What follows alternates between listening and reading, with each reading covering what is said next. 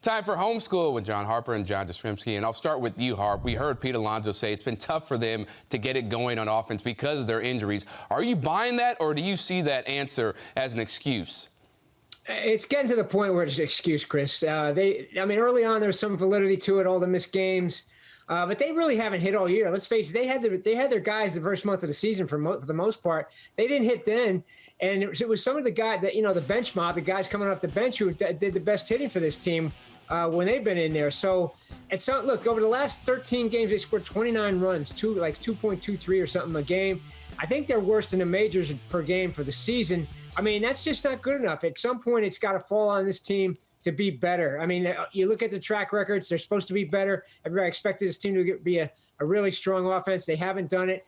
You're almost halfway into the season now. You really got to wonder if it's going to happen this year. And that's the thing about, sports. Injuries are part of the game, and it's going to happen. And when you have, reserves coming in and they're stepping up, you have to expect that the players who are normally in there, every day, they should do that as well. And, JJ, on the other side, Marcus Stroman didn't pitch that well Sunday, and you probably can attribute that to his losing his grandma recently. But big picture, do you believe there's a sense of urgency for the bats to get going since the pitching staff really has been carrying the team all year?